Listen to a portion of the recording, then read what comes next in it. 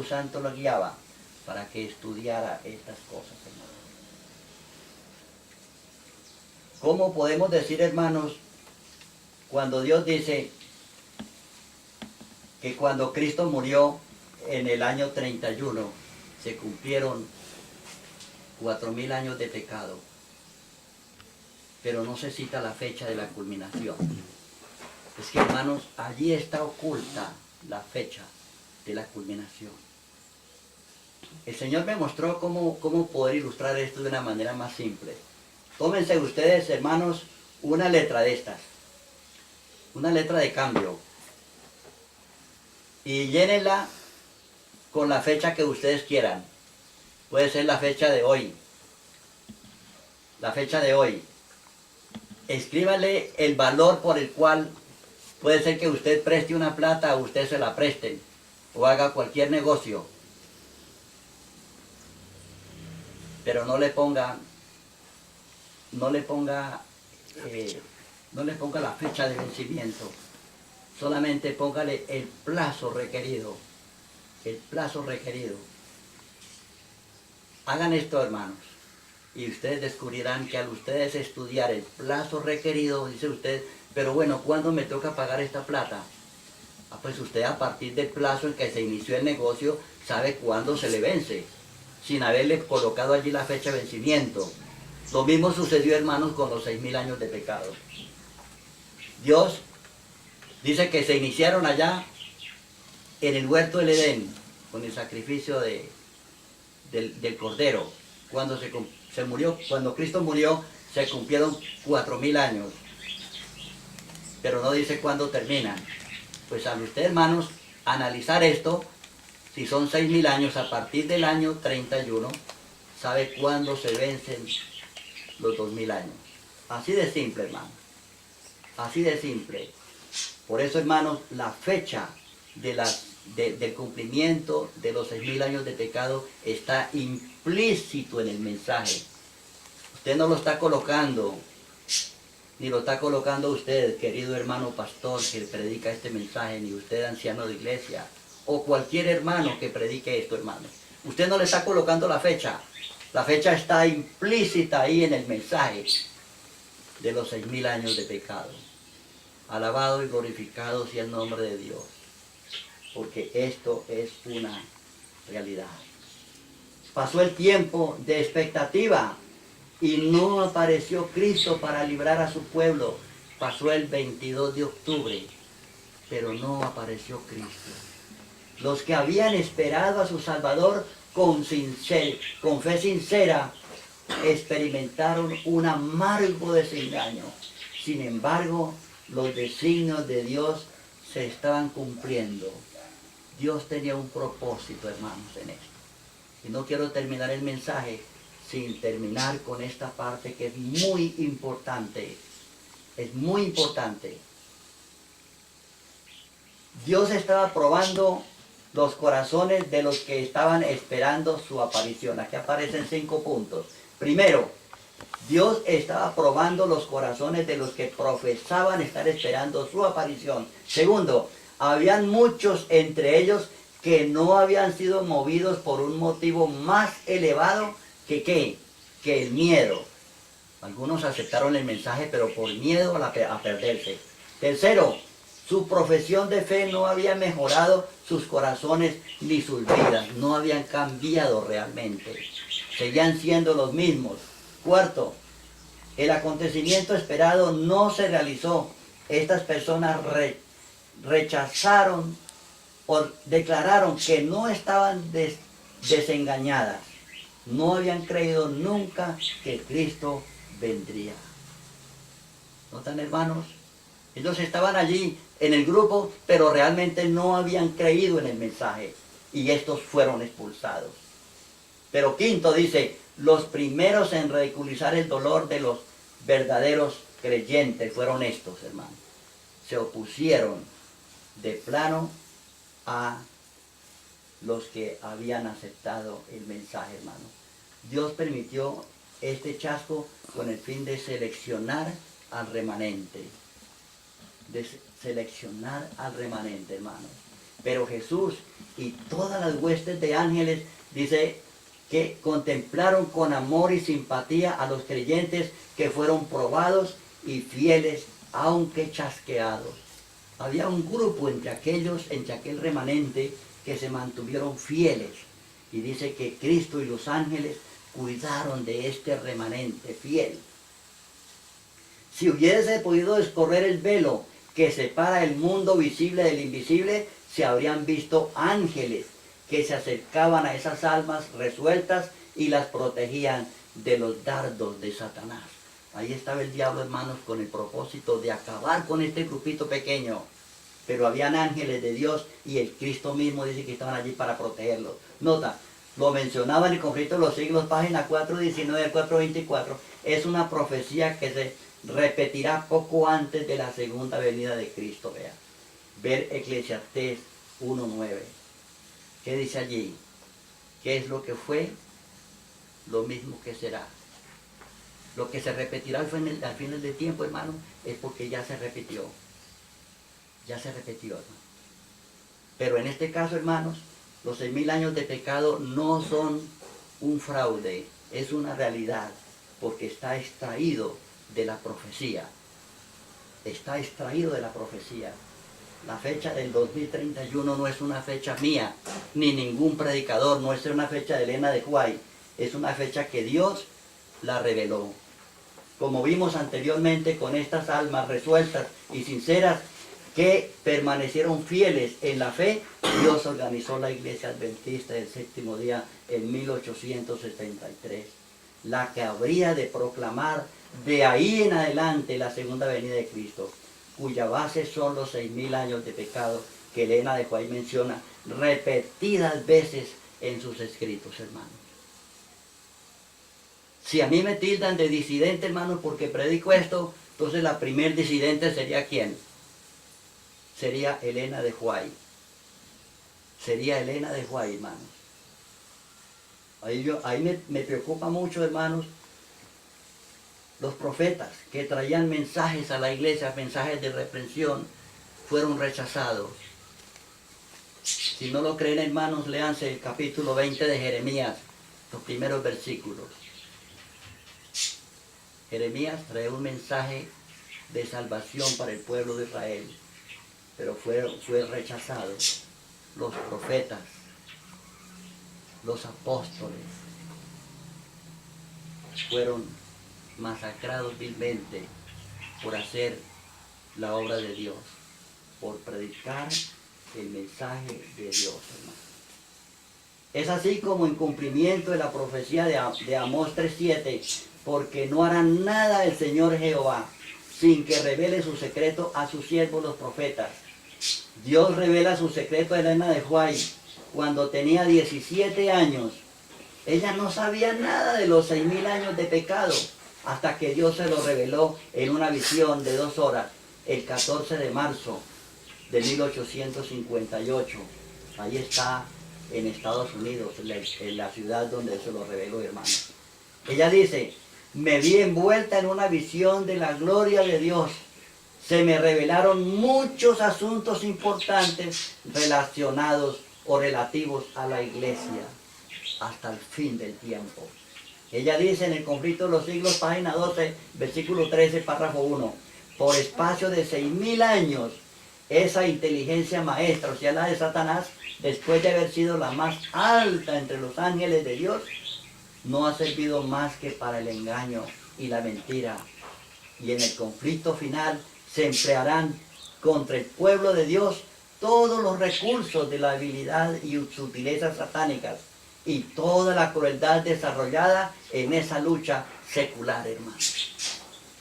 Acordémonos, hermanos, esta profecía todavía no se ha cumplido. Estamos apenas recibiendo las primeras gotas. Satanás no está contento. Satanás está dispuesto a que este mensaje no se predique y se vendrá encima de los que lo predican. Durante este tiempo de peligro, dice ella, los discípulos de Cristo tienen que dar al mundo la amonestación del segundo advenimiento del Señor. Y un pueblo ha de ser preparado, sin mácula y sin reprensión, para comparecer ante el Señor en su venida. Segunda de Pedro 3:14.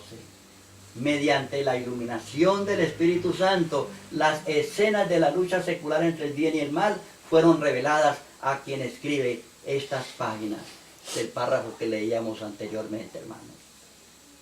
La predicación de este mensaje, hermanos, producirá disensión en la iglesia, separación en la iglesia, como sucedió en 1843-44.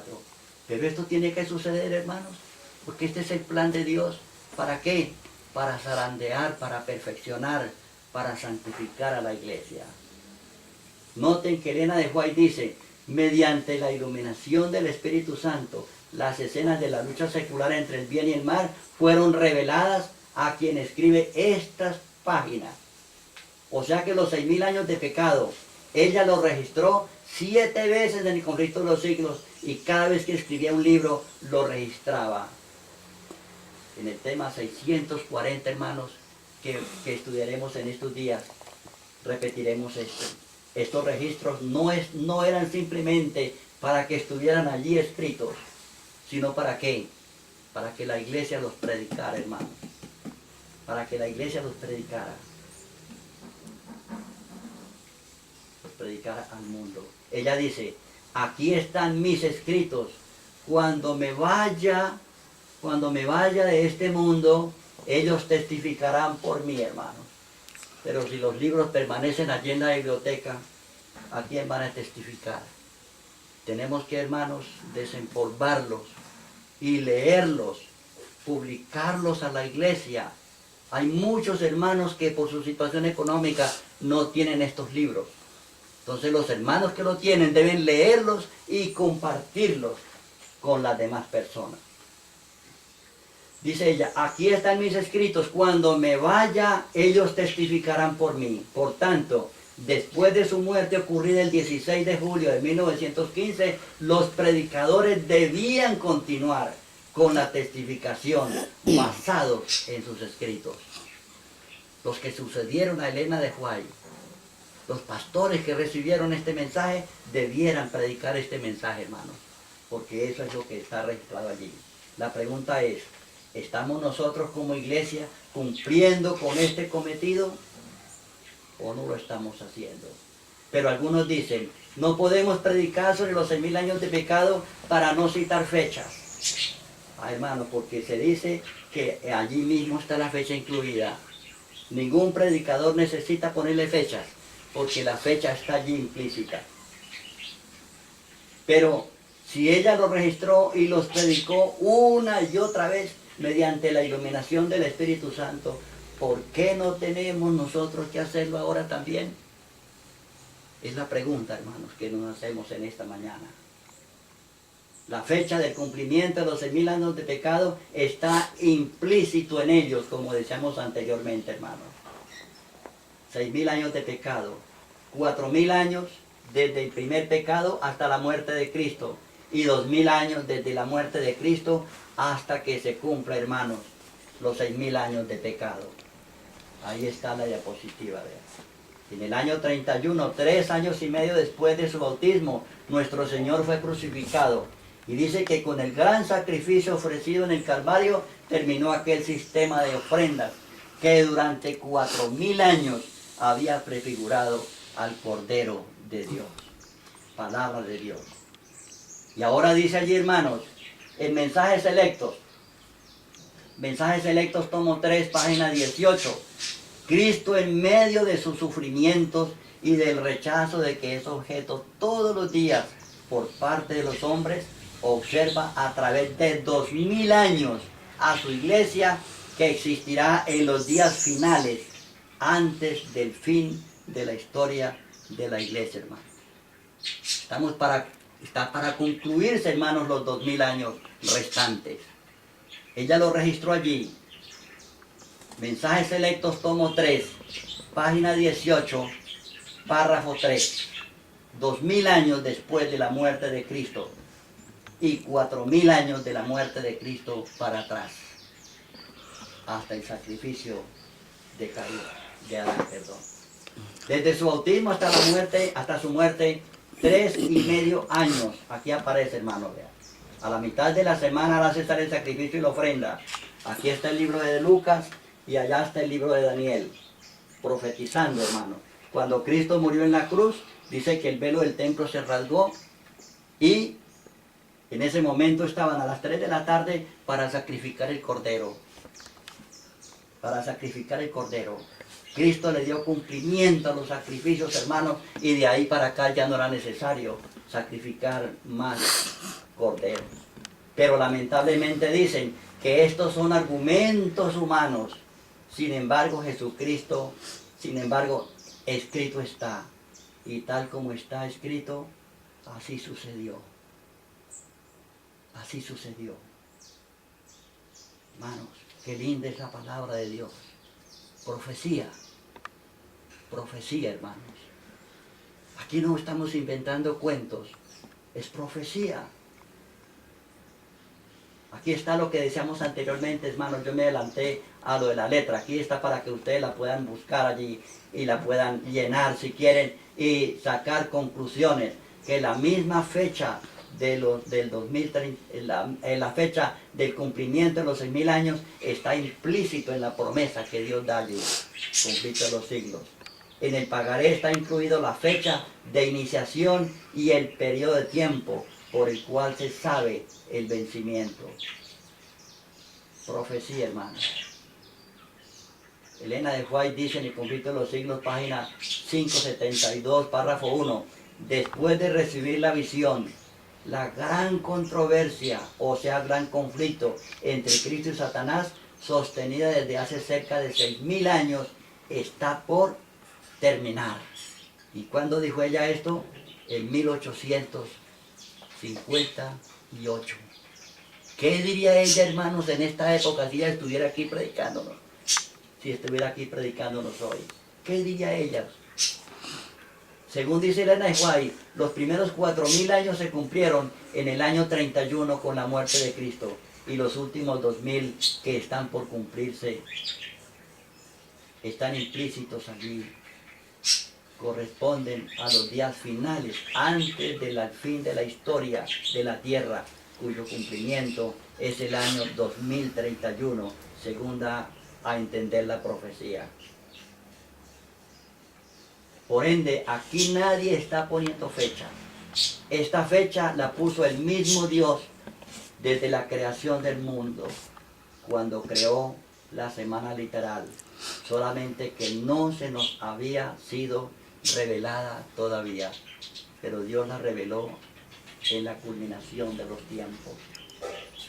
Si trabajáis como Cristo quiere que sus discípulos trabajen y ganen almas para Él, dice que sentiréis la necesidad de una experiencia más profunda y un conocimiento mayor de las cosas divinas, y tendréis hambre y sed de justicia.